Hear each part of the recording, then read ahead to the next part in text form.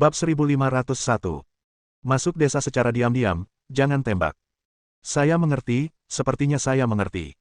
Pada saat ini, dia melihat ekspresi gembira di wajah Ah Ken, seolah-olah dia telah menemukan suatu rahasia.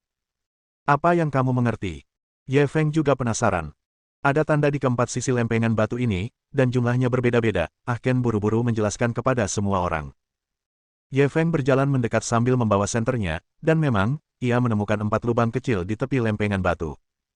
Keempat lubang ini tidak dalam, jadi kemungkinan besar buatan manusia. Kemudian, ia berjalan ke sisi yang lain dan menemukan ada 2 lubang kecil di sisi ini, 3 di sisi yang lain, dan 1 di sisi yang lain. Apa fungsi lubang-lubang ini? Su Jingxin mengajukan pertanyaan yang membuat semua orang penasaran. Kalian pernah main kotak puzzle, enggak? Kotak puzzle jenis ini dibuat dengan teknik tradisional. Puzzle-nya nggak bisa dibuka dari luar. Malah, kalian harus mengetuk pinggiran kotak beberapa kali untuk membukanya. Meskipun Ah Ken bertanya pada semua orang, dia hanya melihat ke arah Ye Feng.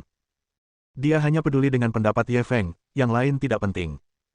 Maksudmu kita hanya perlu mengetuk beberapa kali sesuai lubang di atasnya untuk membuka lempengan batu ini. Ye Feng langsung mengerti maksudnya. Tuan Ye memang sangat pintar.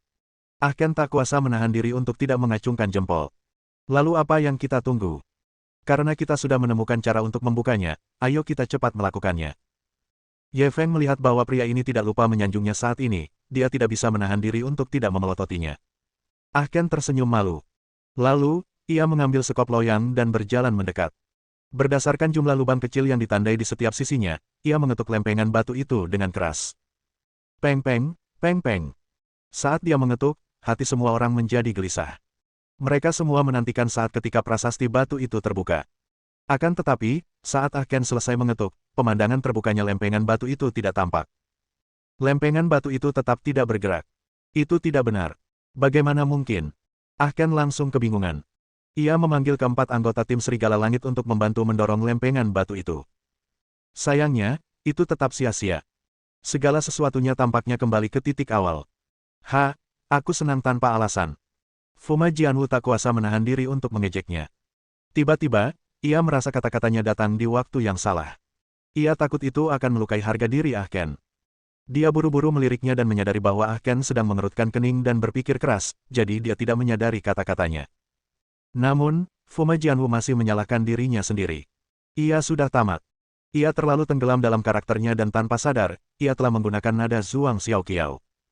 Untungnya, semua orang sedang berpikir keras dan tidak seorang pun memperhatikan. Setengah jam berlalu, tetapi mereka masih belum menemukan apapun.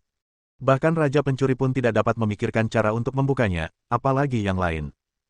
Ye Feng menatap lempengan batu itu dan tak dapat menahan desahannya. Setelah bekerja keras, dia akhirnya mencapai langkah terakhir. Siapakah yang tahu kalau lempengan batu akan menghalangi jalannya? Apakah dia benar-benar akan kembali dengan tangan kosong kali ini? Tepat saat Ye Feng mengerutkan kening dan merenung, sebuah ide tiba-tiba terlintas di benaknya. Dia sepertinya ingat ada beberapa kata aneh di peta harta karun rahasia Raja Siang. Dia bertanya-tanya apakah itu ada hubungannya dengan metode membuka harta karun rahasia itu. Memikirkan hal ini, ia buru-buru mengeluarkan pecahan peta harta karun rahasia Siang King yang baru saja ia buat berdasarkan ingatannya. Ia meminta Su Jingxin untuk memegang senter sebagai penerangan. Kemudian, ia menyatukan pecahan-pecahan peta tersebut.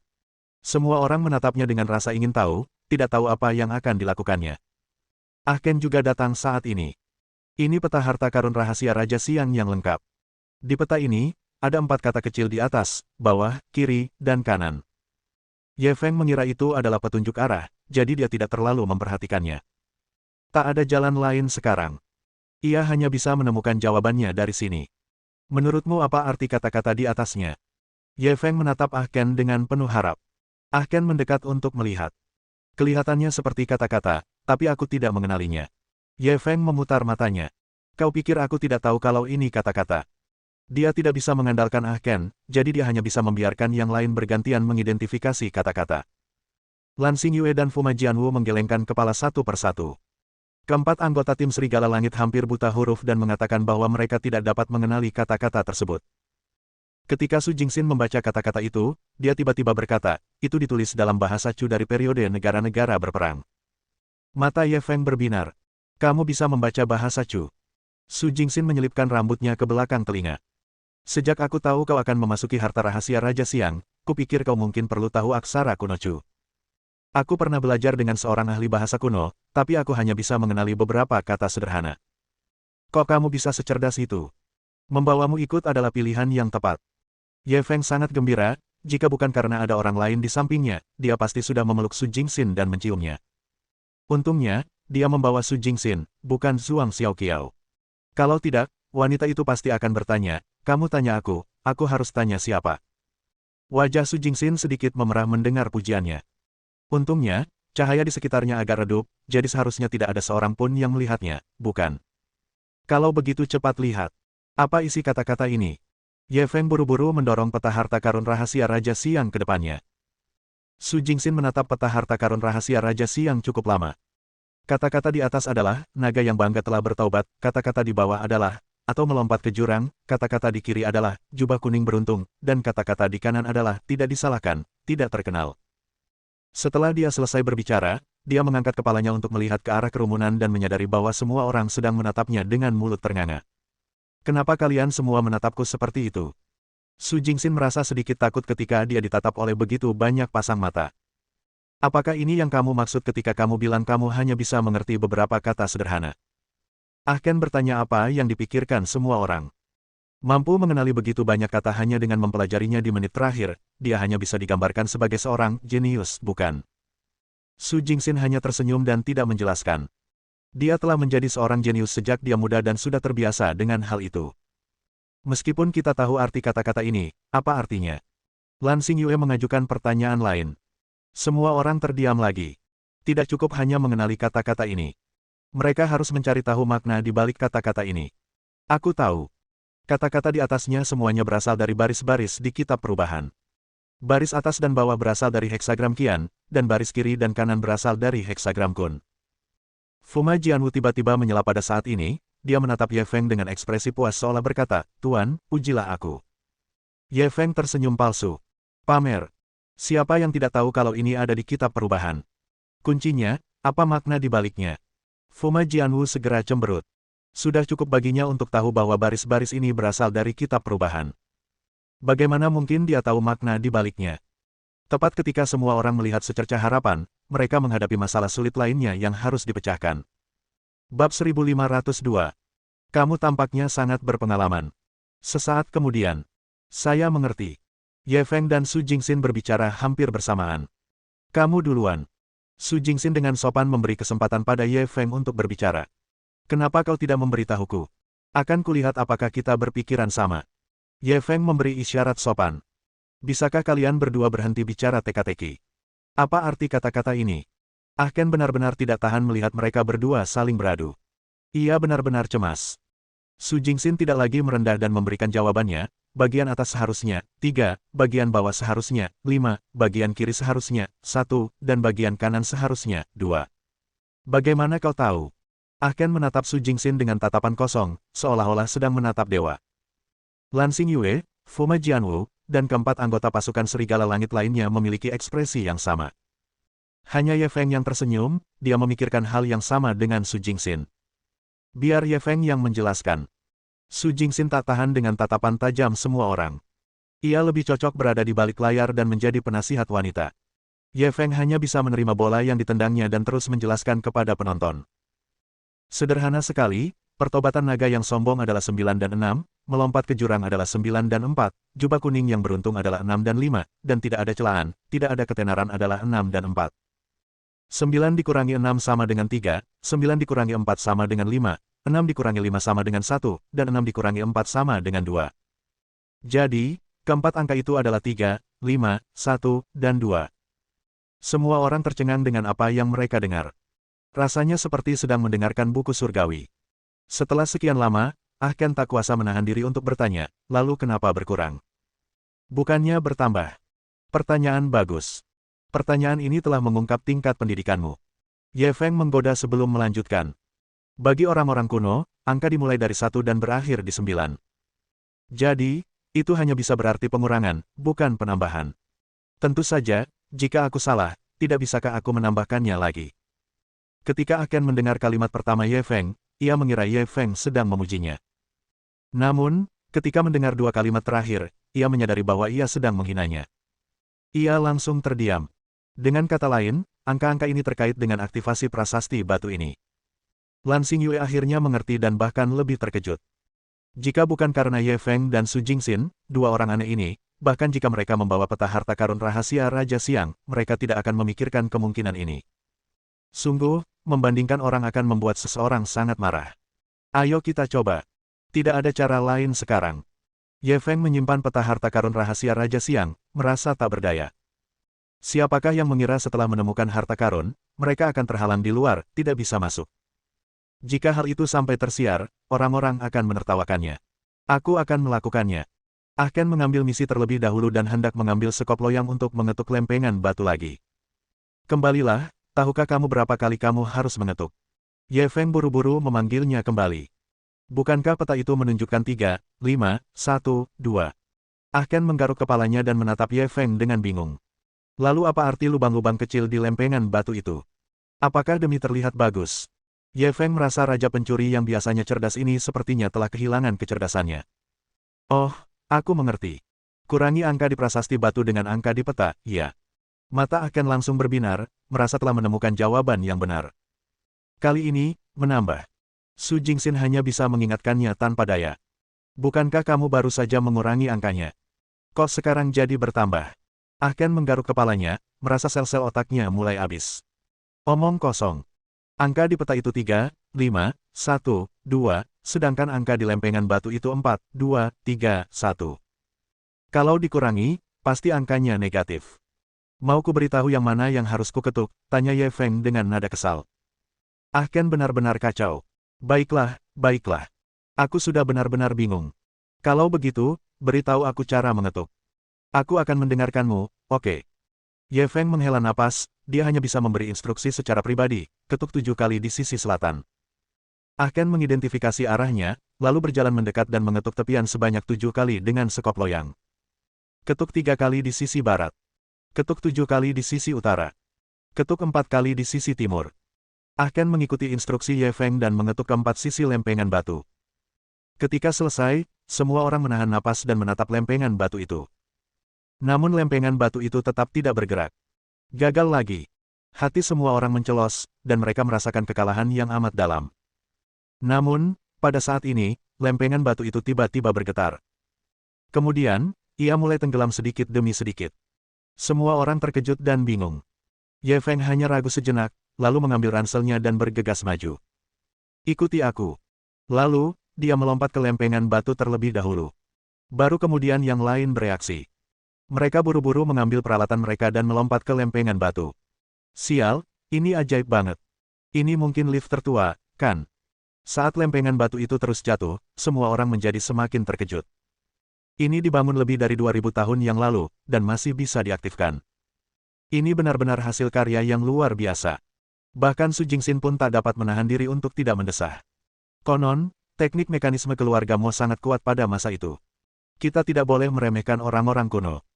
Ye Feng mengagumi mekanisme harta karun rahasia ini, ia benar-benar tidak tahu bagaimana benda itu dibangun 2000 tahun yang lalu. Semua orang setuju dan mengangguk.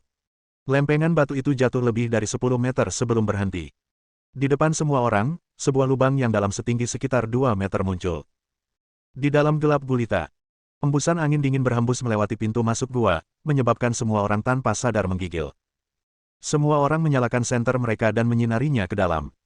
Terowongan ini sangat lebar dan dalam. Bahkan dengan cahaya senter, ia tidak dapat menemukan ujungnya. Ayo masuk cepat. Setelah Lan Xingyue tiba di bawah, dia tiba-tiba menjadi luar biasa aktif dan hendak memimpin untuk memasuki terowongan. Tunggu sebentar. Ye Feng buru-buru meraihnya. Ada apa? Lan Xingyue menatapnya dengan bingung. Kenapa kamu terburu-buru? Ye Feng meliriknya dengan penuh arti. Mata Lan Xingyue berkilat panik. Aku tidak terburu-buru. Bukankah kita sudah turun? Apa yang kita tunggu di sini? Siapa bilang kita tidak akan masuk?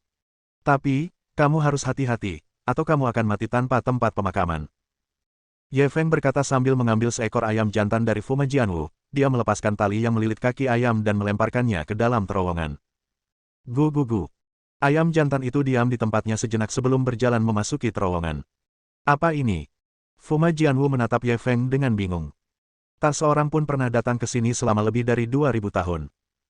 Siapa yang tahu kalau ada gas berbahaya di udara? Lagi pula, siapa yang tahu kalau ada jebakan di dalamnya? Kalau kita masuk gegabah, kita hanya akan mati. Semua orang mendengar penjelasan Ye Feng dan merasa itu masuk akal. Sepertinya kau sangat berpengalaman. Sepertinya ini bukan pertama kalinya kau merampok makam. Lan Xingyue menatap Ye Feng dengan bingung, seolah ingin tahu jawabannya. Bab 1503. Jika aku tidak melihat harta karun rahasia Raja Siang, aku tidak akan mati dengan tenang. Bahkan Su Jingxin dan Fu Majianwu memandang Ye Feng dengan rasa ingin tahu. Mereka sudah sangat mengenal Ye Feng, tetapi mereka belum pernah mendengar dia menjadi perampok makam sebelumnya. Mengapa dia begitu berpengalaman? Saya belajar secara otodidak. Ye Feng memberikan jawaban singkat, sebelum mengalihkan perhatiannya ke ayam jantan. Meskipun semua orang tidak puas dengan jawabannya, mereka tidak mengatakan apa-apa lagi dan menatap ayam jantan itu. Gu. Ayam jantan itu sudah melangkah 10 langkah lebih, tetapi ia masih berjalan dengan bersemangat tanpa ada yang aneh. Sepertinya kita terlalu khawatir. Seharusnya tidak ada bahaya di sini. Ahken langsung menghela napas lega. Namun, saat ia baru saja selesai berbicara, ayam jantan itu tiba-tiba menginjak batu bata. Secara logika, berat seekor ayam hanya sekitar beberapa pon, dan beratnya dapat diabaikan. Namun, saat ayam itu menginjak batu bata, sesuatu terjadi.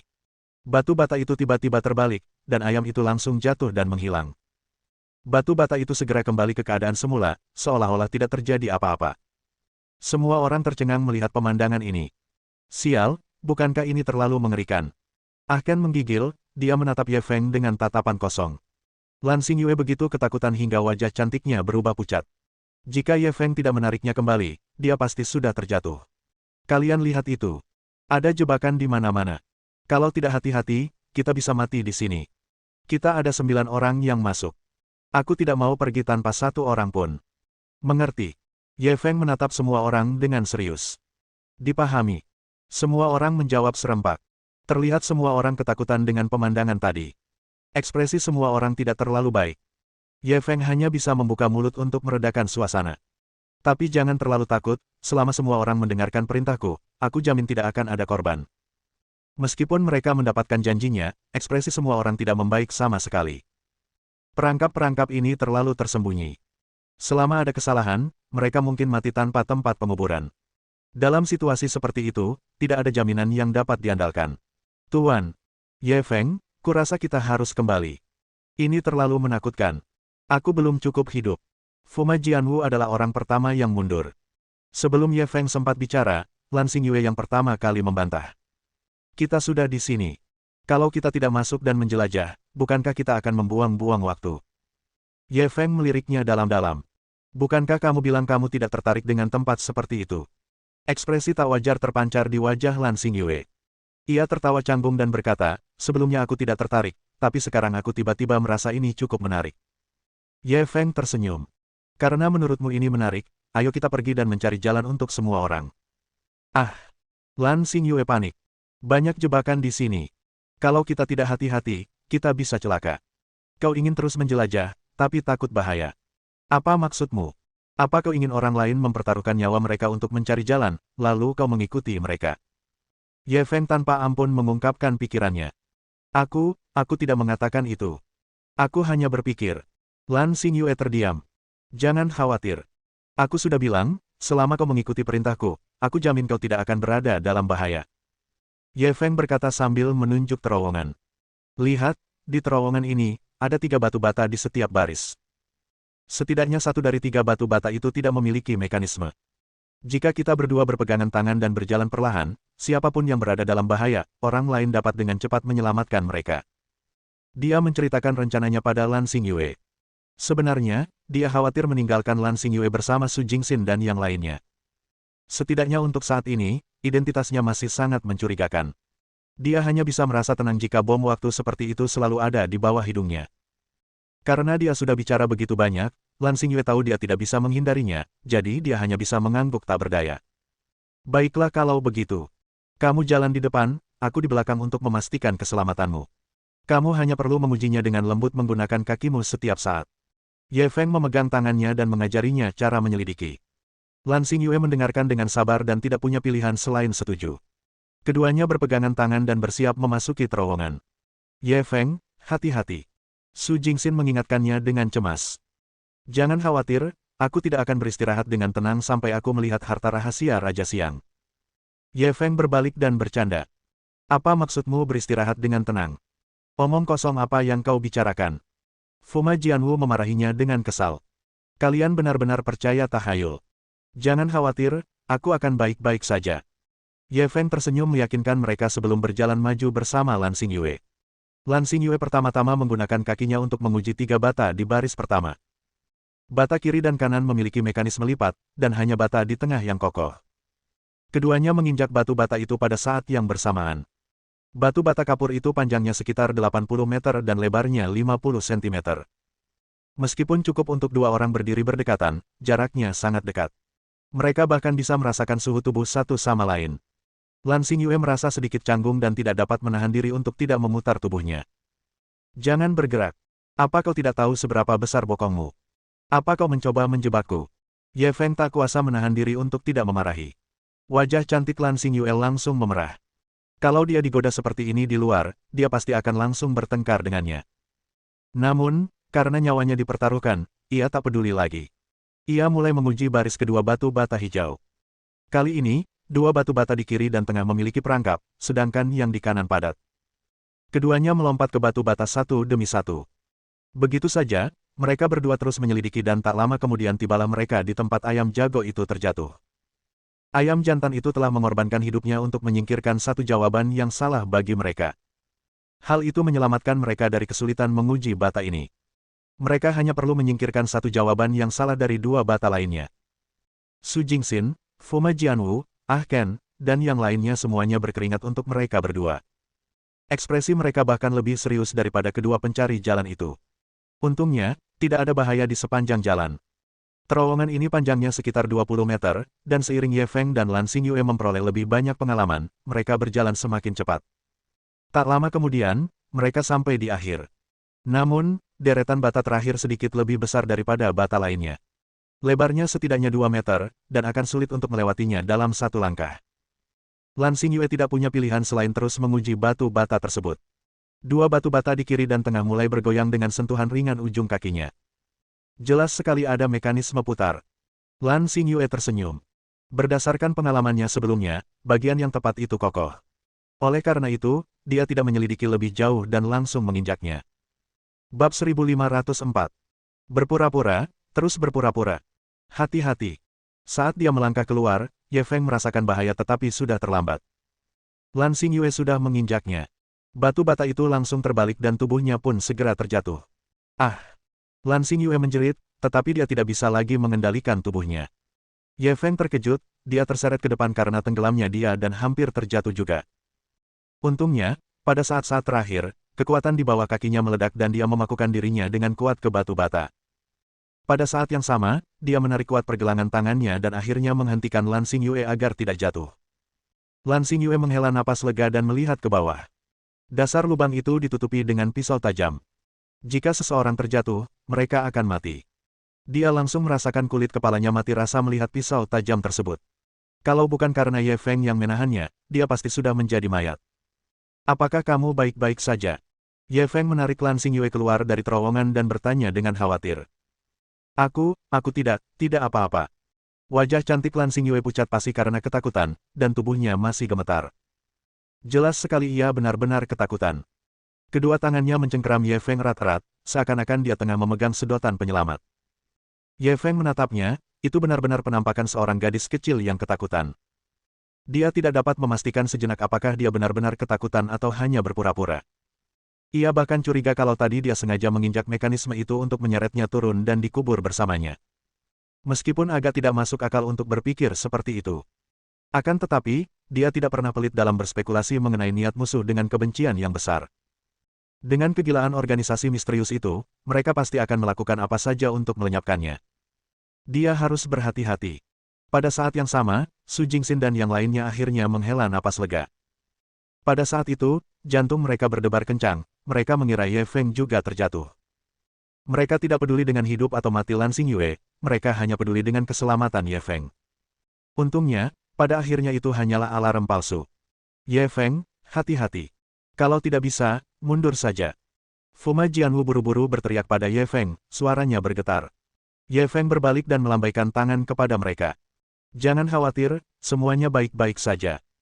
Kemudian, ia berbalik untuk melihat batu bata di depannya dan tak kuasa menahan diri untuk memuji, orang yang merancang mekanisme ini sungguh jenius.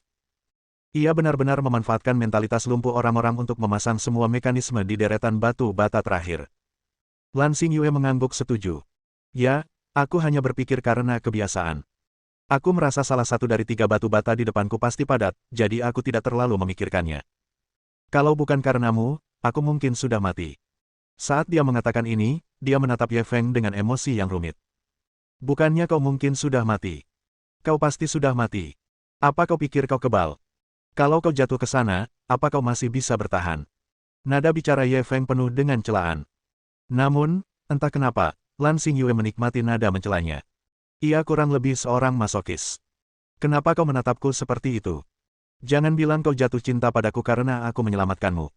Ye Feng melihat wanita itu menatapnya, dan ia tak kuasa menahan diri untuk menggodanya. Lan Xingyue buru-buru mengalihkan pandangannya dan mengganti topik. Baris terakhir penuh jebakan. Bagaimana kita bisa melewatinya? Ye Feng menghela napas.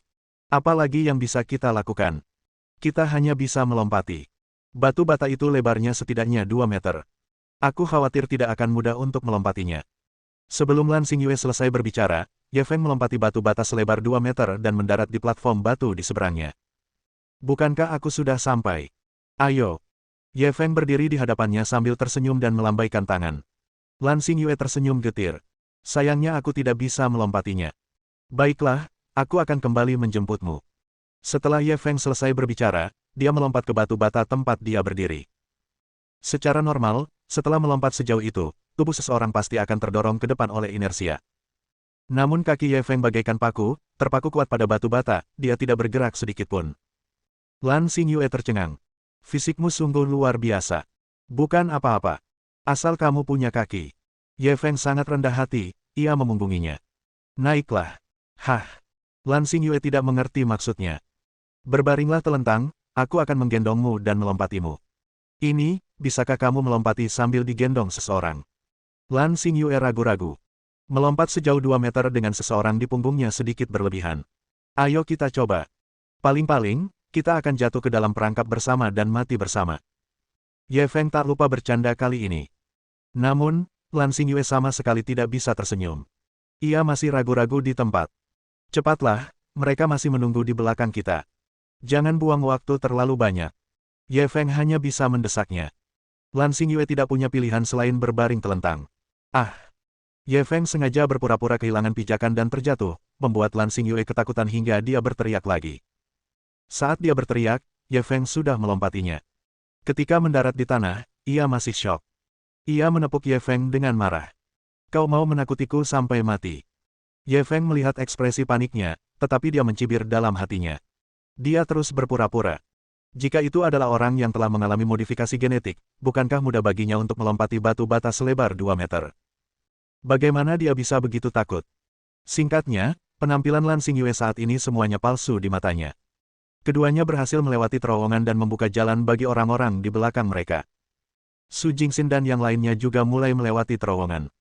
Ketika mereka sampai pada batu bata terakhir, Ahken dan keempat anggota tim Serigala Langit melemparkan tas mereka dan melompati dengan mudah. Namun, Su Jingxin dan Fuma Jianwu terjebak di sana. Sebenarnya Fuma Jianwu bisa dengan mudah melupakan hal itu, tetapi dia harus berpura-pura lemah karena dia menyamar sebagai Zhuang Xiaoqiao. Ye Feng tidak hanya bisa mengemban tanggung jawab mengangkut mereka, ia juga membiarkan kedua gadis itu merasakan sensasi terbang. Aku tidak menyangka memasuki terowongan itu akan seseram ini. Siapa yang tahu ada berapa banyak jebakan di balik ini? Ahken memandangi jalan yang mereka lalui dan tak kuasa menahan desahan. Untungnya, semua orang sampai di sini dengan selamat. Selama kita berhati-hati, seharusnya tidak ada masalah. Meskipun Ye Feng sedikit gugup, dia harus berpura-pura tenang di permukaan. Dialah tulang punggung tim ekspedisi ini. Kalau dia saja panik, bagaimana yang lain bisa bertahan? Benar. Selama kita mengikuti Tuan Ye, tidak akan ada yang terancam bahaya. Ahken selalu mencari kesempatan untuk menyanjungnya. Bab 1505. Ini benar-benar mengejutkan. Ye Fang mengejek perilakunya. Baiklah, ayo kita istirahat dan lanjutkan penjelajahan kita. Semua orang duduk di tanah dan mulai mengisi kembali kekuatan mereka, bersiap menghadapi tantangan berikutnya. Beberapa menit kemudian, semua orang hampir selesai beristirahat, jadi mereka melanjutkan perjalanan lebih dalam. Saat mereka berjalan lebih jauh, lorong itu tiba-tiba menjadi sangat sempit, hanya memungkinkan satu orang untuk lewat pada satu waktu. Semua orang memandang lorong sempit itu dan ragu-ragu. Lorong ini juga sangat dalam dan gelap. Cahaya senter seakan tak berujung. Mereka tidak tahu jebakan ganas semacam apa yang ada di dalamnya. Ye Feng tidak menyadari sesuatu yang aneh. Namun, untuk berjaga-jaga, ia tetap meminta semua orang mengenakan masker gas. Lalu, dia menaruh ayam jantan itu terlebih dahulu di dalamnya. Gu. Ayam jantan itu berputar-putar dalam keadaan linglung dan bahkan ingin mundur, tetapi pada akhirnya, ia dipaksa masuk ke lorong oleh semua orang. Ayam jantan itu pun berjalan semakin jauh, dengan selamat dan aman. Semua orang menghela napas lega. Sepertinya tidak ada jebakan di lorong ini. Kita bisa masuk tanpa khawatir. Ken berkata dengan nada santai. Namun, pada saat ini, sesuatu yang tidak terduga terjadi. Ayam jantan itu menginjak sesuatu, dan gas kuning tiba-tiba keluar dari lorong itu. Dalam sekejap, ayam jantan itu mati. Ketika semua orang melihat pemandangan ini, mata mereka terbelalak ketakutan. Sialan, mati seketika. Ken tidak dapat menahan diri untuk berseru. Racunnya terlalu kuat. Bisa merenggut nyawa ayam jantan itu dalam sekejap. Jika orang lain, mungkin tidak akan jauh lebih baik. Meskipun mereka mengenakan masker gas, mereka tetap merasa pusing. Jelas mereka juga terkena gas beracun. Semua orang langsung merasakan ketakutan yang terus menghantui. Awalnya, ketika mereka melihat Ye Feng membawa masker gas, mereka merasa itu tidak perlu. Sekarang, tampaknya dia bijaksana. Haruskah kita tetap masuk? Mungkin ada mekanisme lain di dalam. Lan Xingyue mengajukan pertanyaan yang tak bisa dihindari siapapun. Lorong ini terlalu sempit. Tidak ada yang tahu apakah ada jebakan lain selain gas beracun. Jika ada, mereka tidak akan bisa melarikan diri meskipun mereka mau. Ye Feng berbalik dan menatap Lan Xingyue. Lan Xingyue tanpa sadar mundur selangkah. Aku sudah pernah menjelajahi jalannya sekali. Seharusnya kali ini giliran orang lain, kan? Bukan karena dia takut mati, tapi rasa takut akan hal yang tidak diketahui itu terlalu menakutkan. Tak seorang pun tahu kapan mereka akan mati secara misterius. Ye Feng lalu melirik yang lainnya. Su Jingxin, Zhuang Xiaoqiao, Ken, dan keempat anggota pasukan Serigala Langit berdiri serempak. Aku akan pergi. Ketujuh orang itu berbicara serempak seolah-olah mereka siap mati. Membandingkan keduanya, tampaknya Lan Xingyue sedikit pengecut. Wajah Lan Xingyue berubah pucat pasi. Ia sangat malu. Jangan bergerak dulu. Aku akan mencari jalan dulu. Ye Feng berpikir sejenak, lalu memutuskan untuk mencari jalannya sendiri. Meskipun dia tidak tahu mengapa, fungsi pemindaiannya sangat terpengaruh setelah memasuki harta karun rahasia. Jangkauan pemindaian dengan cepat dikurangi menjadi radius 1 meter. Tetapi apapun yang terjadi, dia masih sedikit lebih kuat dibandingkan orang lain. Bahkan jika terjadi keadaan darurat, dengan kemampuan reaksinya yang kuat, dia dapat bereaksi lebih cepat daripada orang lain. Dalam situasi seperti itu, tidak ada alasan untuk mengirim orang lain ke kematian. Ye Feng, kalau memang tidak berhasil, ayo kita pergi. Kita tidak perlu mempertaruhkan nyawa demi harta karun rahasia. Zhuang Xiaoqiao mencengkeram lengan Ye Feng erat-erat, enggan melepaskannya. Dia takut jika dia melepaskannya, mereka berdua akan terpisah selamanya. Jangan khawatir, aku tahu batas kemampuanku. Ye Feng menepuk tangannya, lalu mengambil sekop loyang dan memasuki terowongan tanpa ragu. Semua orang berdebar kencang saat menatap punggungnya. Mereka bahkan tidak berani bernapas dengan keras, takut akan mengaktifkan mekanisme yang tidak diketahui. Ye Feng berjalan sangat pelan, setiap kali ia melangkah, ia harus berhenti dan mengamati, sebelum menjulurkan kakinya untuk menguji kecepatan larinya. 1 langkah, 2 langkah. Pada langkah kelima, saat kakinya menyentuh lantai di depannya, asap kuning segera menyebar dari celah lorong. Su Jingxin dan yang lainnya melihat kejadian itu dengan ngeri. Zhuang Xiaoqiao berteriak dan hendak menyerbu masuk. Kenlah yang cepat bereaksi dan meraihnya. Jangan cemas. Kita lihat saja nanti. Kemudian, Ye Feng memberi mereka isyarat, oke. Baru pada saat itulah semua orang menghela napas lega, tetapi hati mereka masih terpaut tinggi di dada, tidak sanggup melepaskannya. Ye Feng terus bergerak maju, ia segera tiba di lokasi di mana ayam jantan itu mati. Dia mengambil ayam jantan yang mati itu. Mungkin dia akan membutuhkannya nanti. Dengan bantuan sistem pemindaian dan kecepatan reaksinya yang kuat, ia berhasil melewati bagian jalan berikutnya. Baru pada saat inilah semua orang merasa rileks, mereka mulai mengikuti jalan yang telah ditempuh Ye Feng. Ketiga gadis itu berjalan di depan, sementara Ah Ken dan keempat anggota pasukan Serigala Langit mengikuti di belakang. Kedelapan orang itu melewati lorong sempit itu secara bergantian, sambil merasa sangat gugup sepanjang jalan. Lorong ini panjangnya sekitar 10 meter, tetapi ini adalah salah satu jalan terpanjang yang pernah mereka lalui dalam hidup mereka. Baru ketika orang terakhir melewati lorong itu semua orang merasa benar-benar lega. Sial, ini benar-benar mengejutkan. Rasanya aku bisa mati sedetik kemudian. Ah Ken langsung mengeluh. Dia telah mencuri begitu banyak barang dan bahkan menyelinap ke markas Yamaguchi dan rumah Chen Shaoxiong, tetapi dia belum pernah setakut ini. Semua orang setuju. Harta karun rahasia ini berbeda dari rumah hantu komersial lainnya. Semua orang tahu rumah-rumah hantu itu palsu. Paling-paling, mereka akan takut pada NPC. Namun, ada jebakan di mana-mana di tempat harta karun ini, dan jebakan tersebut benar-benar dapat membunuh. Jika mereka salah langkah, mereka akan kehilangan nyawa di sini. Di antara orang-orang ini, selain Ye Feng, Su Jingxin mungkin yang paling tenang. Bukan saja dia tidak takut, dia bahkan sedikit bersemangat. Meski dia biasanya lembut dan pendiam, di balik kelembutannya itu, tersimpan hati yang suka berpetualang. Inilah petualangan yang diimpikannya. Lain kali, aku akan berjalan di depan. Dia sangat tidak puas karena diminta berjalan di belakang setiap kali, jadi dia protes. Lan Xingyue dan yang lainnya terdiam. Mereka benar-benar tidak tahu bahwa wanita yang tampak sangat cerdas di luar itu sebenarnya bodoh dan berani. Orang lain menghindari bahaya bagaikan menghindari wabah, tetapi dia bergegas maju untuk mencari jalan. Setelah beristirahat sejenak, mereka pun meneruskan petualangan mereka lebih jauh lagi di dalam harta karun rahasia itu.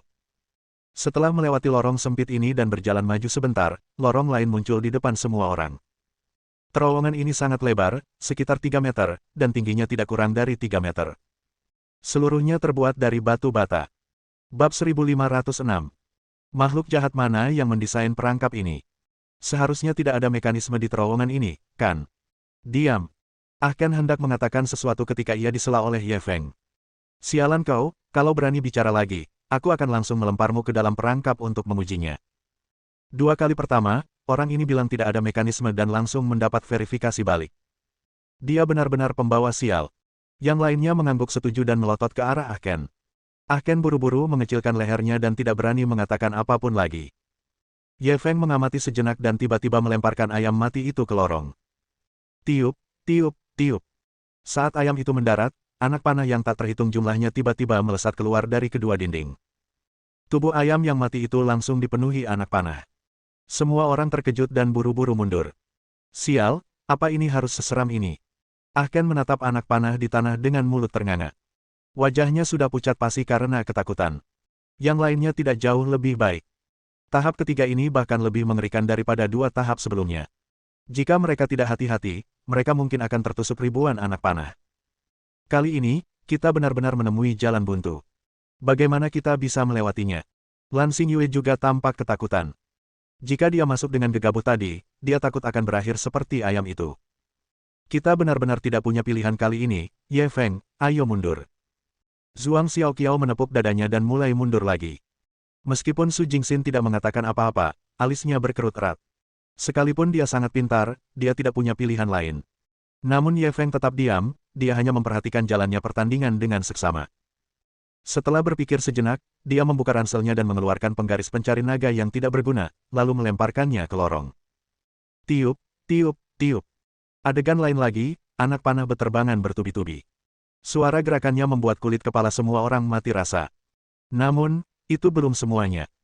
Ketika penguasa pencari naga terjatuh ke sebuah ubin, ubin tersebut terbalik dan menelan penguasa pencari naga ke dalam lubang di bawahnya. Sial, bukan cuma ada anak panah, tapi juga ada papan flip. Siapa sih yang bisa masuk? Karena Ah Ken terlalu panik, ia mulai mengumpat. Yang lain juga memperlihatkan ekspresi ketakutan. Anak panah ini saja sudah cukup membuat mereka pusing.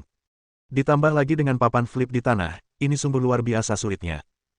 Aku benar-benar tidak tahu makhluk jahat mana yang merancang jebakan ini. Kalau sampai ketahuan, aku akan menggali kuburnya dulu. Fuma Jianwu meniru Zhuang Xiaoqiao dan mengepalkan tinjunya untuk melampiaskan amarah di hatinya. Bahkan Ye Feng merasa itu sangat merepotkan sekarang.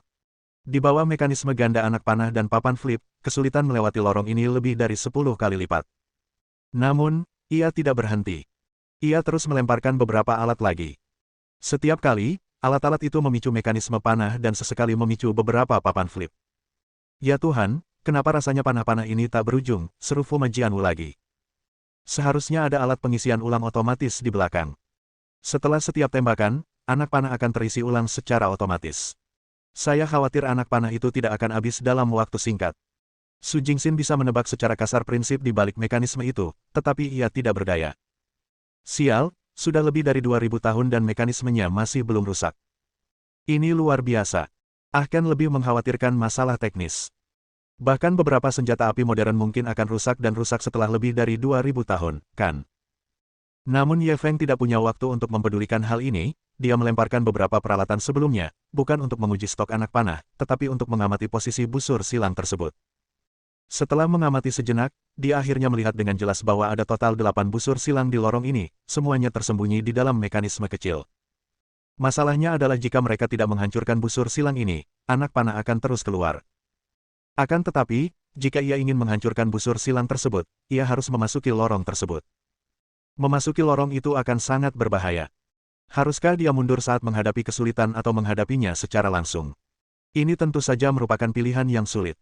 Tim eksplorasi juga terbagi. Ahken dan Fuma Jianwu merasa bahwa mereka harus segera mundur. Jalan ini terlalu berbahaya. Dengan mekanisme ganda panah dan papan putar, mustahil untuk melewatinya. Ya, kalau kita menerobos masuk, pasti akan ada korban. Kalau tidak ada apa-apa di dalam, bukankah pengorbanan kita akan sia-sia? Keduanya memberikan alasannya. Namun, Lan Xingyue dan Su Jingxin bersikeras melanjutkan eksplorasi mereka.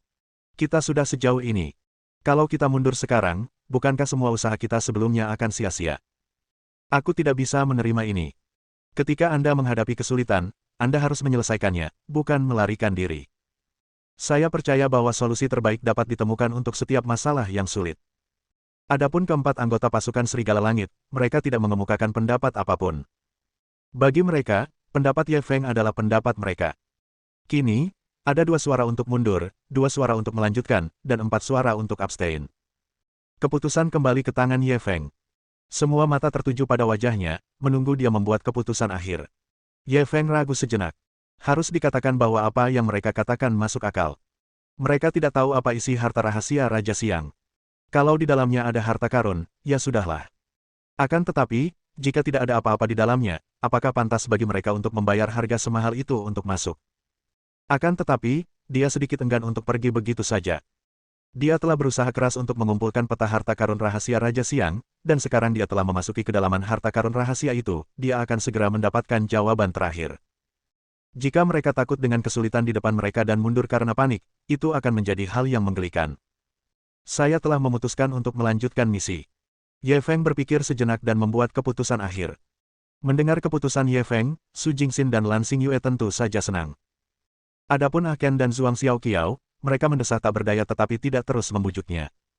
Ye Feng berbalik dan menatap mereka. Alasan aku memilih untuk melanjutkan perjalanan ini murni untuk memuaskan rasa ingin tahuku, kalian tidak perlu mengambil risiko bersamaku. Jika kalian ingin pergi, kalian bisa kembali ke jalan asal kalian.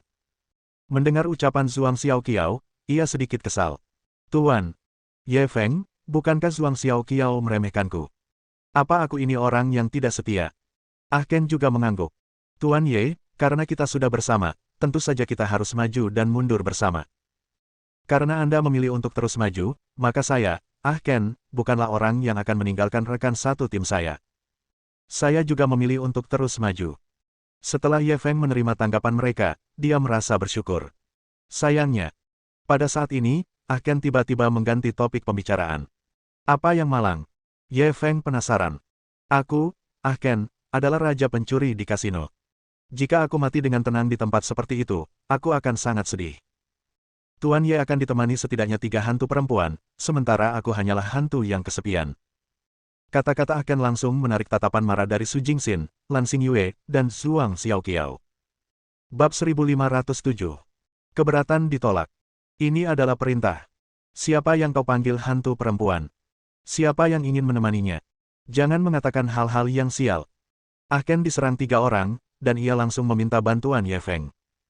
Tuan Ye, selamatkan aku. Ye Feng hanya menjawab dengan 2 kata. Memang pantas untukmu. Ahken langsung cemberut, mengeluh. Ia merasa terasing. Setelah bercanda, Ye Feng kembali serius. Baiklah, jangan bercanda lagi. Karena semua orang sudah memutuskan untuk melanjutkan, mari kita bahas cara melewati lorong ini. Semua orang menjadi serius dan mulai mendiskusikan solusi. Ahken berpikir bahwa ia harus menggunakan metode melemparkan benda ke dalam terowongan untuk menguras habis anak panah dalam mekanisme tersebut. Saya rasa anak panah ini tidak terbatas. Akan ada saatnya mereka akan habis. Pada saat itu, kita bisa masuk dengan mudah. Tetapi begitu dia mengusulkan ide itu ditolak oleh Su Jingxin. Alasannya sederhana. Jumlah anak panah dalam mekanisme ini pasti banyak. Pertama, mereka tidak punya banyak alat, dan kedua, mereka tidak punya banyak waktu. Siapa yang tahu berapa lama waktu yang dibutuhkan bagi mereka untuk menghabiskan anak panah itu? Fuma Jianwu lalu menyarankan, kita bisa pergi dulu dan membeli beberapa perlengkapan seperti perisai sebelum kembali, bukankah itu bagus? Namun, sarannya langsung ditolak oleh Lan Xingyue. Ini akan memakan waktu terlalu lama, dan beritanya mudah bocor. Dan jangan lupa, ada mekanisme flip di lorong ini. Sekalipun kau bisa menangkis panah dengan perisaimu, bagaimana kau bisa menghindari mekanisme flip itu? Pada saat ini, seorang anggota tim Skywolf juga menyarankan solusi. Jangan bertengkar lagi. Kami berempat akan masuk dan membantumu mencari jalan. Paling banter, kami akan mengorbankan nyawa kami. Begitu ia mengusulkan ide ini, Su Jingxin, Lan Xinyu, Zhuang Xiaoqiao, dan Ahken langsung menentangnya. Metode macam apa ini? Bagaimana kita bisa menggunakan nyawa manusia untuk mencari jalan? Bahkan jika kalian semua mati di dalam, aku khawatir itu tidak akan membantu. Banyak sekali anak panah di dalam. Aku takut kamu akan tertembak landak begitu masuk. Metodemu lebih rendah dariku. Anggota tim Serigala Langit itu hanya bisa mundur dengan kesal setelah dimarahi semua orang. Ye Feng melihat semua orang berdebat tetapi tidak bisa menemukan solusi, ia hanya bisa berdiri. Baiklah, jangan berdebat lagi, sepertinya kita hanya bisa menggunakan metodeku. Apakah kamu punya ide? Su Jingxin menatapnya dengan rasa ingin tahu. Sangat mudah. Aku akan masuk sendiri dulu. Dengan kecepatan reaksiku, aku bisa meminimalkan bahaya. Ye Feng mengatakan caranya sendiri. Semua orang langsung keberatan. Tidak peduli seberapa cepat reaksimu, bisakah itu lebih cepat dari anak panah? Di dalamnya bukan cuma anak panah, tapi juga papan flip. Bagaimana kau bisa bereaksi tepat waktu? Cara ini terlalu gegabah. Bukankah ini sama saja dengan mempermainkan hidupmu? Saya sangat keberatan. Jarang sekali semua orang setuju, mereka dengan tegas menentang metode Ye Feng. Ditolak. Ini perintah. Kalian semua tetap di tempat. Siapapun yang berani melanggar perintah harus segera mundur dari misi ini. Ye Feng terlalu malas untuk berdebat, dia menyingkirkan semua beban padanya. Karena dia sudah berkata begitu banyak, tidak peduli betapa cemasnya orang lain, mereka tidak dapat berbuat apa-apa. Ye Feng mengeluarkan cakar harimau terbangnya dan mengayunkannya 2 kali di udara sebelum melemparkannya ke dalam terowongan, mengeluarkan ayam jantan mati yang penuh dengan anak panah. Kemudian, ia mencabut anak panah dari tubuh ayam itu, mematahkannya satu persatu, dan memegang mata panah itu di tangannya. Setelah melakukan semua ini, ia berbalik dan tersenyum kepada semua orang. Jangan khawatir, aku akan hidup untuk menyambut kalian di sisi lain. Setelah berkata demikian, dia berdiri dan berjalan menuju lorong tanpa memberi kesempatan kepada siapapun untuk berbicara. Jantung semua orang langsung berdebar kencang saat menatap punggungnya. Ye Feng tidak bermaksud bersikap berani, dia percaya diri. Dia sudah melihat mekanisme di dinding. Selama dia bisa memanfaatkan kesempatan yang tepat untuk menghancurkan mekanisme ini, ada kemungkinan besar dia bisa menyelamatkan diri. Dia menginjak batu bata pertama. Begitu ia menginjaknya, batu bata itu bergetar sedikit. Jelas itu sebuah mekanisme. Dia segera menarik kembali kakinya dan melanjutkan menguji kaki di sampingnya. Berdasarkan penyelidikan yang cermat ini, ia berhasil melintasi 3 baris batu bata. Namun, saat ia sampai di baris keempat, ujung kakinya menyentuh salah satu batu bata, dan tiba-tiba terdengar suara klik di telinganya. Jelaslah bahwa mekanisme panah telah dipicu. Kecepatan reaksi Ye Feng cepat, dia mundur hampir seketika. Pada saat yang sama, sebuah mata panah melesat keluar dari tangannya. Ledakan. Mata panah itu bagaikan bola meriam, yang menembak tepat ke mekanisme pertama. Sebelum busur silang itu dapat ditembakkan, busur itu meledak dengan suara keras dan hancur berkeping-keping. Yai! Zhuang Xiaoqiao yang berada di belakangnya langsung bersorak. Yang lain juga memuji serangan balik Ye Feng yang indah. Namun Ye Feng tidak santai sama sekali. Karena dia tahu, ini baru permulaan. Setelah menghancurkan mekanisme panah pertama, Ye Feng beristirahat sejenak sebelum melanjutkan perjalanan ke depan. Dia baru berjalan beberapa langkah ketika diserang gelombang anak panah lainnya. Kali ini, dia melakukan hal yang sama dan menggunakan mata panah untuk berhasil menghancurkan mekanisme kedua. Dengan dua pengalaman ini, langkah-langkah selanjutnya menjadi semakin lancar, diikuti oleh yang ketiga, keempat. Semakin banyak mekanisme yang hancur. Sorak-sorai rekan-rekan setimnya di belakangnya semakin keras. Jelas mereka telah melihat fajar. Dan ketika kedelapan mekanisme itu hancur, bahkan Ye Feng berpikir bahwa dia dapat melewati lorong itu dengan lancar. Namun, perubahan sering terjadi saat seseorang mulai bermalas-malasan. Karena kedelapan mekanisme itu telah hancur, tidak ada lagi ancaman dari anak panah itu. Selanjutnya, ia mengabdikan dirinya untuk menguji mekanisme flip. Pada saat ini, beberapa suara gemerisik tiba-tiba terdengar di telinganya. Meski suaranya sangat pelan, namun tidak dapat lolos dari pendengarannya. Kedengarannya seperti pasir hisap yang mengalir. Mengapa ada pasir hisap di bagian ini? Dia hanya sempat memikirkan hal ini sebelum perasaan bahaya tiba-tiba menyerangnya. Tidak bagus. Dia hampir tanpa sadar mengambil langkah mundur. Sebuah anak panah yang kuat hampir saja menyambar wajahnya. Angin kencang yang dibawa anak panah itu membuat wajahnya sakit. Namun, ini baru permulaan. Tak lama kemudian, suara swoosh pun terdengar. 10.000 anak panah ditembakkan. Oh tidak. Tidak peduli seberapa banyak dia menghitung, dia tidak pernah menduga akan ada mekanisme panah tersembunyi lainnya. Mekanisme panah ini dirancang dengan sangat indah. Mekanisme ini belum pernah dipicu sebelumnya karena memang dirancang untuk pembunuhan terakhir. Menurut dugaannya, mekanisme tersembunyi ini tidak dipicu oleh lantai tetapi dikendalikan oleh pasir hisap. Diperkirakan mekanisme itu telah aktif saat ia melangkah ke lorong ini. Ketika dia tiba di sini, mekanismenya kebetulan terpicu sepenuhnya. Bab 1508. Dia bahkan tidak bisa mati karena ini. Dalam sekejap, anak panah berterbangan ke arahnya dengan kecepatan tinggi. Kecepatan reaksi Ye Feng cepat, dia dengan cepat menghindari beberapa anak panah. Namun, pasti ada kesalahan dalam kepanikan. Saat dia menghindari anak panah itu, dia secara tidak sengaja menginjak tombol flip dan tubuhnya pun jatuh. Namun, ia tidak panik menghadapi bahaya. Kakinya yang lain tiba-tiba terdorong keluar, ingin melarikan diri. Pada saat ini, dua anak panah lagi terbang di atas kepalanya. Sialan. Ia menarik kembali kekuatan di bawah kakinya dan tubuhnya tak lagi bisa dikendalikan. Ia pun jatuh ke dalam lubang. Papan flip terbalik dan kembali ke keadaan semula. Ye Feng menghilang ke dalam terowongan begitu saja. Kamu Feng. Su Jingxin, Zhuang Xiaoqiao, Lan Xingyue, Ah Ken, dan keempat anggota pasukan Serigala Langit sangat marah ketika melihat ini.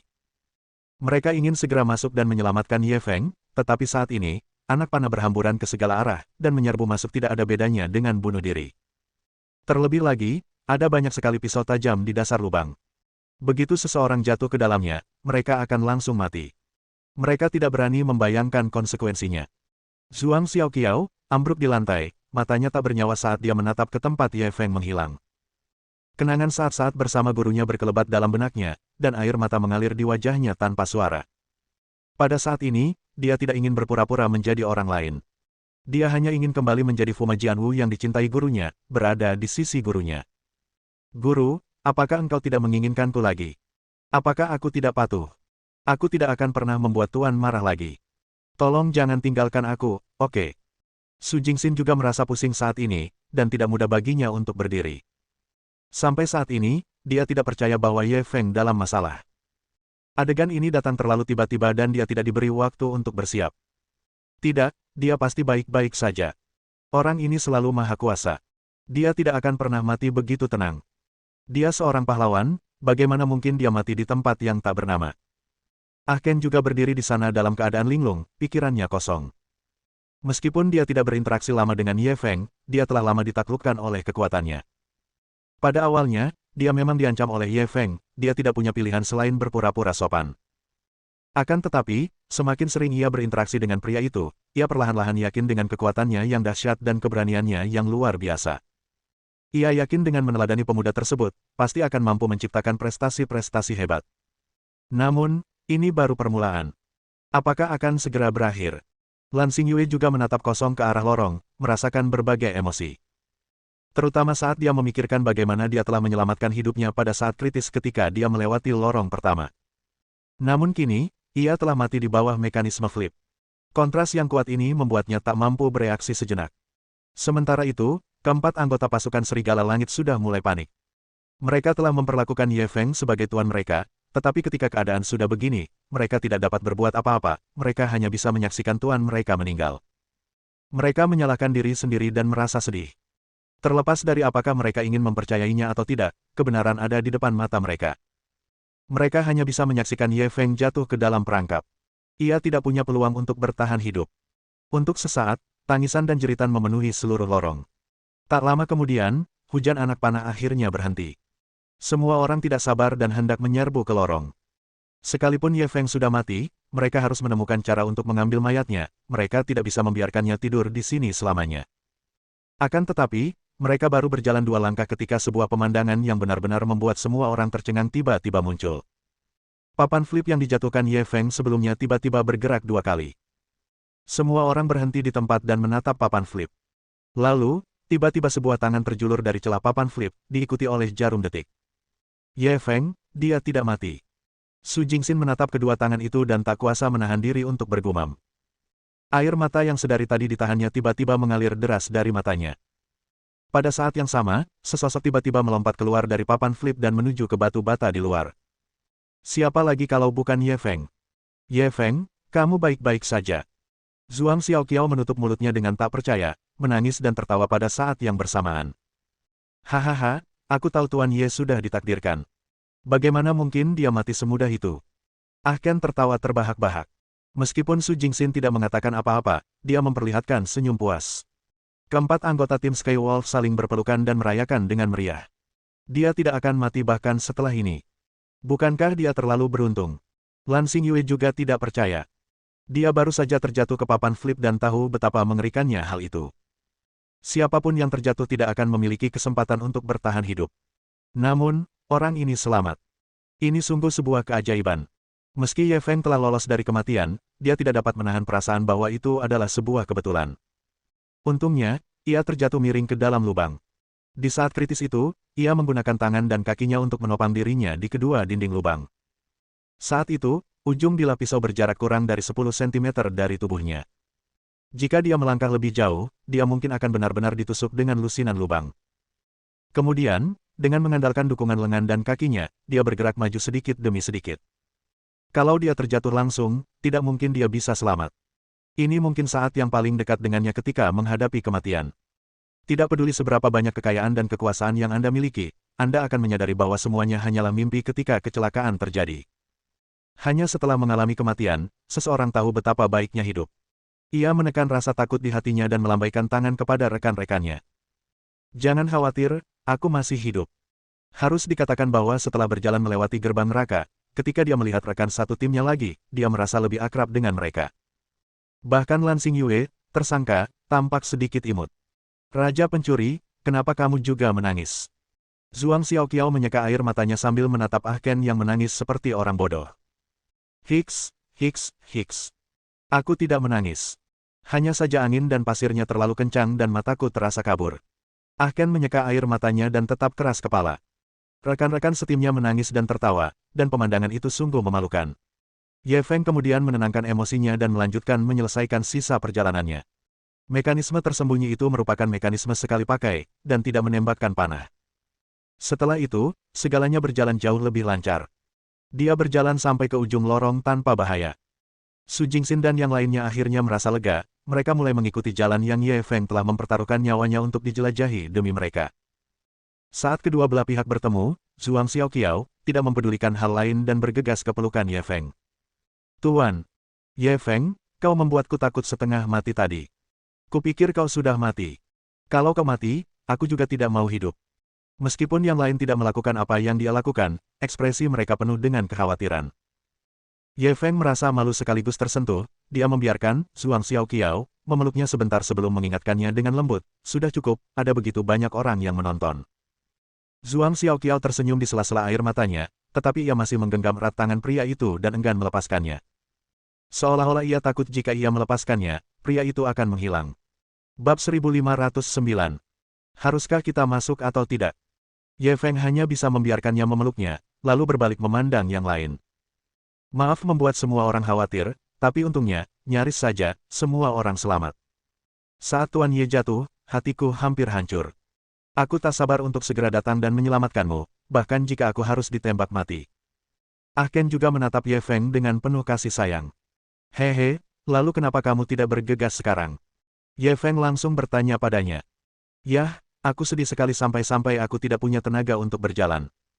Kalau tidak, aku pasti sudah bergegas. Ah Ken terus melontarkan omong kosong, terutama penampilannya yang lucu, yang membuat semua orang tertawa. Ye Feng tertawa sebentar sebelum berubah serius. Baiklah, bagaimanapun juga, semua orang telah meninggal dengan selamat. Berkemaslah dan kita akan terus bergerak maju. Semua orang merapikan barang-barangnya dan melanjutkan perjalanan lebih jauh. Su Jingxin memimpin. Meskipun dia tidak pandai mengungkapkan emosinya, dia diam-diam mengungkapkan keprihatinannya terhadap Ye Feng melalui tindakannya. Hal ini membuat Ye Feng merasa tersentuh. Setelah itu, mereka berbelok ke beberapa lorong terjal. Untungnya, tidak ada lagi jebakan di dalamnya, jadi semua orang bisa melewatinya dengan lancar. Tak lama kemudian, semua orang tiba di ujung lorong. Sebuah pintu batu besar muncul di depan semua orang. Pintu batu itu tingginya sekitar 3 meter dan lebarnya 2 meter. Semua orang mengira bahwa mereka harus berusaha keras untuk membuka pintu batu ini. Namun, yang tidak diduga-duga semua orang adalah bahwa Ye Feng hanya mendorong pelan, dan kedua sisi pintu batu mulai berderit terbuka. Terbuka dengan mudahnya. Semua orang terkejut. Ketika mereka memasuki harta karun rahasia itu, mereka memeras otak untuk membuka lempengan batu itu. Siapa yang tahu bahwa tahap akhir ini akan begitu mudah? Masuk atau tidak? Semua orang saling memandang, tidak dapat mengambil keputusan. Sebelumnya ada banyak jebakan di lorong-lorong itu, dan mereka bisa menerobos masuk tanpa ragu-ragu. Namun, sekarang pintu telah terbuka untuk mereka merasa sedikit ragu. Apa yang perlu diragukan? Kurasa kalian semua sudah menjadi burung yang ketakutan, ya. Meskipun Ye Feng menggoda mereka, demi alasan keamanan, dia meminta semua orang untuk mengenakan masker gas mereka lagi, sebelum dia masuk terlebih dahulu. Setelah yang lain mengenakan perlengkapannya, mereka masuk satu demi satu. Di dalamnya terdapat sebuah ruangan batu besar, seluas lebih dari 1000 meter persegi, yang sepenuhnya buatan manusia dari dalam gunung. Sulit untuk membayangkan bagaimana ruang batu sebesar itu digali oleh tenaga manusia selama dinasti Qin dan Han ketika teknologi masih terbelakang. Ruang batu itu dipenuhi berbagai macam senjata dan baju zirah. Jumlahnya mungkin tak kurang dari puluhan ribu. Ruangan itu tampak sangat spektakuler. Akan tetapi, pandangan semua orang tidak tertuju pada senjata dan perlengkapan perang tersebut. Di tengah ruangan batu, ada panggung batu setinggi 3 meter. Di atas panggung batu, segala macam harta karun ditumpuk seperti gunung kecil. Semua orang terkesiap. Anggota tim ekspedisi mereka bukanlah orang desa yang belum pernah melihat dunia. Tak perlu dikatakan, Ye Feng, meskipun dia tidak menghitung asetnya, memiliki puluhan miliar. Fuma Jianwu adalah putri tertua keluarga Fuma dan telah melihat berbagai macam harta karun sejak ia masih muda. Meskipun keluarga Su Jingxin tidak mengizinkannya memiliki kekayaan besar, dengan pengetahuan dan keadaan pikirannya, tidak banyak hal yang dapat mengejutkannya. Sebagai raja pencuri, Ah Ken bahkan lebih berpengetahuan. Keempat anggota pasukan Serigala Langit juga terbiasa melihat pemandangan besar. Identitas Lan Xingyue agak misterius, tetapi dia bukanlah tipe wanita yang belum pernah melihat dunia. Namun, pada saat ini, dengan harta benda yang menumpuk seperti sampah, hal itu masih sangat mengejutkan mereka. Apakah ini harta karun rahasia Raja Siang? Sungguh berani dan mendominasi. Ah Ken tak kuasa menahan diri untuk berseru. Dia pasti telah menyampaikan pikiran semua orang yang hadir. Meskipun mereka agak jauh dan tidak dapat melihatnya dengan jelas, menurut perkiraan konservatif mereka, harta karun itu bernilai sedikitnya 10 miliar yuan. Ini tidak sia-sia. Mereka telah bersusah payah dan bahkan mempertaruhkan nyawa untuk datang ke sini. Inilah cara sejati mencari kekayaan dari bahaya. Masalah terakhir yang mengganggu semua orang adalah adanya danau buatan di sekitar platform tinggi. Namun, danau buatan itu tidak diisi air, melainkan merkuri. Danau buatan itu berdiameter sekitar 10 meter. Seluruh danau berkilauan dan tampak sangat indah. Namun, di balik penampilannya yang cantik, seringkali tersembunyi bahaya. Merkuri itu sangat beracun, jadi mereka tidak dapat berjalan melewatinya. Apa ini? Tidak mudah bagiku untuk mencapai ujungnya, tapi aku hanya bisa melihatnya tanpa menyentuhnya. Sungguh mengkhawatirkan.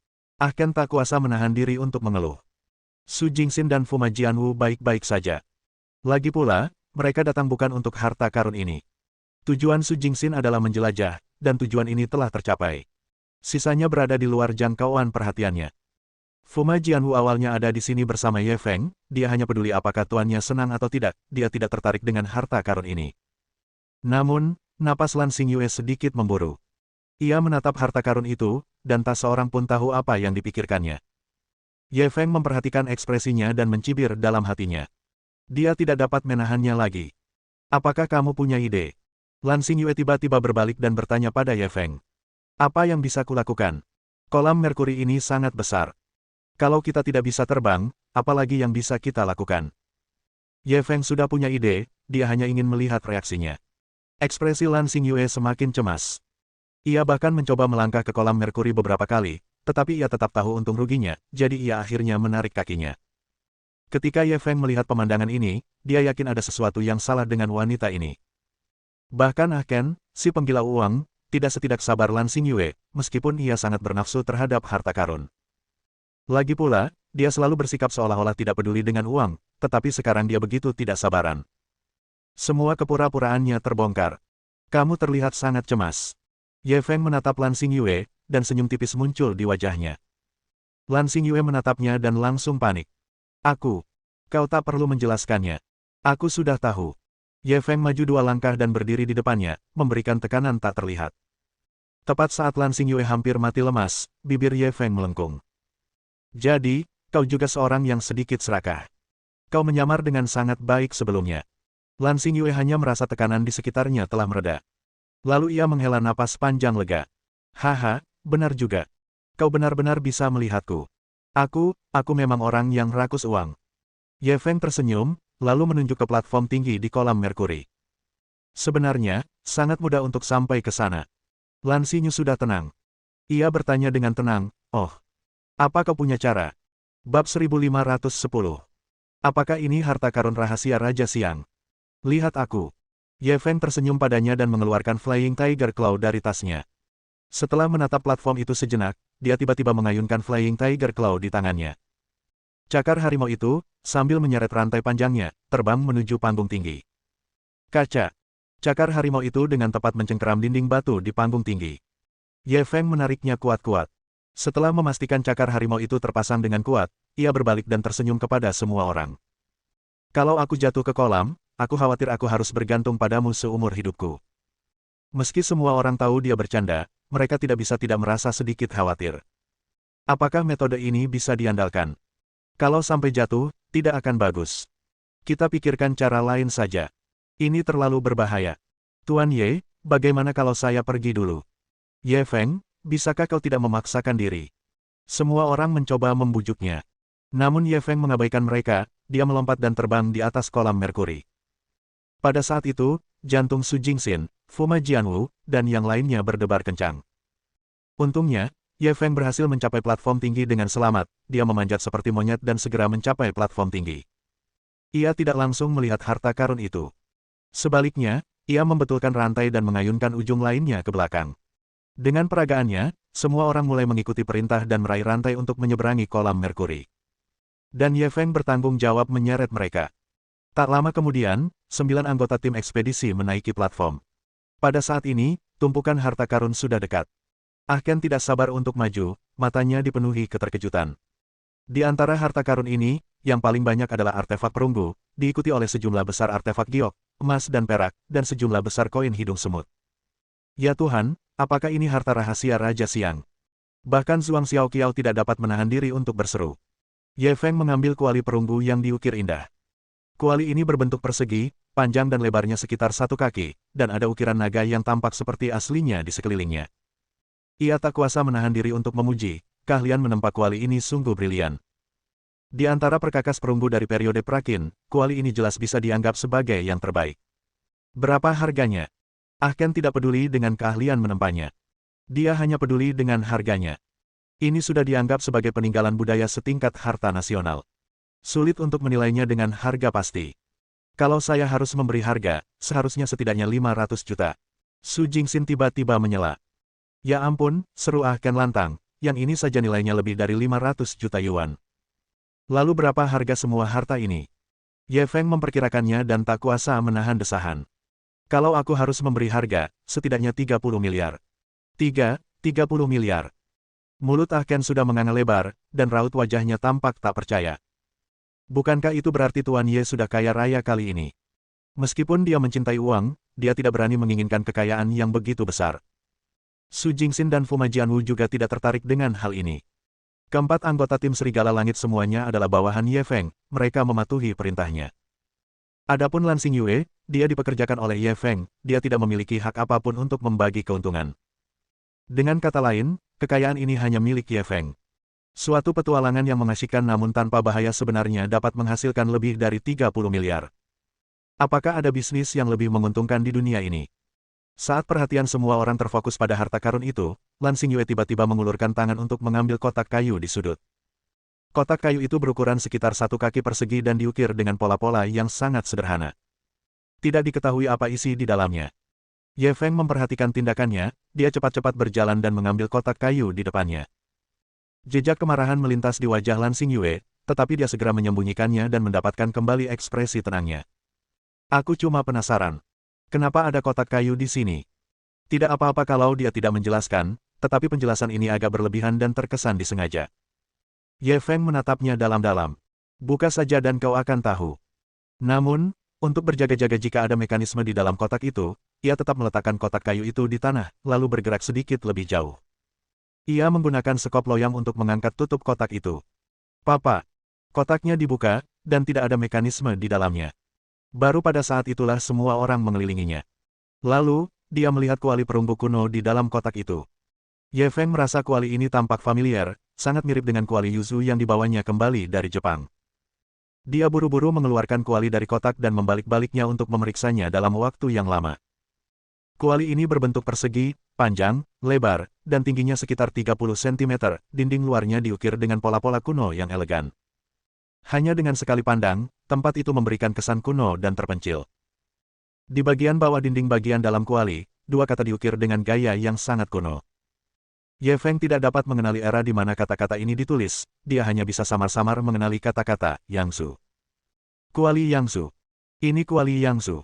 Ah Ken tidak dapat menahan diri untuk berseru. Kau pikir kami tidak tahu Yangsu? Ye Feng tak kuasa menahan diri untuk tidak memelototinya. Pria ini tampak terkejut, sikapnya sama sekali tidak seperti raja pencuri. Cek-cek, kuali Yangsu. Ini harta yang tak ternilai harganya. Fu Majianwu tak kuasa menahan desahan. Bukankah Ye Feng dan Cheng Feier pergi ke Jepang untuk membawa kembali kuali Yuzu itu? Mereka tidak menyangka akan menemukan kuali Yangsu lain di sini. Dia ditakdirkan dengan kuali. Ada juga buku sutra di sini. Su Jingxin tiba-tiba menunjuk kotak lain di atas meja. Kotak itu lebarnya sekitar 10 cm dan panjangnya 30 cm. Tutupnya sudah dibuka oleh Su Jingxin. Di dalam kotak itu ada sebuah buku sutra yang digulung. Semua orang penasaran. Apa yang tertulis di buku sutra ini? Ye Feng berjalan mendekat dan mengeluarkan buku sutra, buku itu penuh dengan karakter bangsa Chu. Dia hampir tidak bisa membaca kata "si", jadi dia terbatuk kering dan menyerahkannya kepada Su Jingxin. Apa isinya? Su Jingxin mengambilnya dan mengamatinya sejenak. Mungkin itu berarti Xiang Yu menyembunyikan harta karun ini sebelum berperang. Jika ia kalah di kemudian hari, ia bisa menggunakan harta karun ini untuk merekrut tentara agar memberontak melawan Qin lagi. Di sana juga tertulis bahwa jika ia tidak bisa bertahan hidup di Sungai Timur, harta karun ini akan diwariskan kepada keturunannya, dengan harapan orang yang mendapatkan harta karun ini akan melanjutkan perjuangan besarnya yang belum selesai, yaitu memberontak melawan Qin. Semua orang menghela napas setelah mendengar ini. Xiang Yu selalu ingin memberontak terhadap Qin, tetapi siapa yang mengira bahwa harta karun ini baru ditemukan setelah lebih dari 2000 tahun. Adapun Great Qin, sudah lama menghilang. Semua orang terdiam sejenak. Pikiran mereka berbeda-beda. Ye Feng mendesah saat mengetahui kenyataan bahwa manusia memiliki begitu banyak dendam antara negara dan keluarga, saling bersekongkol, bertarung sampai mati, tetapi mengingat waktu, itu sungguh menggelikan. Dalam sungai waktu yang panjang, manusia tak lebih dari semut. Fu Majianwu tidak memiliki emosi seperti itu. Ia hanya peduli dengan emosi tuannya. Selama tuannya menyukainya, dia akan menyukainya. Selama tuannya membencinya, dia akan membencinya. Mohon dukungan dari omom ante-ante sekalian, buat subscribe atau sharekan novel Mimin ke Facebook kalian, agar channel Mimin bisa terus berkembang. Dengan begitu, Mimin bisa lebih semangat untuk up novel seru lain ke depannya. Buat teman-teman yang sudah subscribe dan sharekan novel Mimin, Mimin ucapkan terima kasih sebanyak-banyaknya.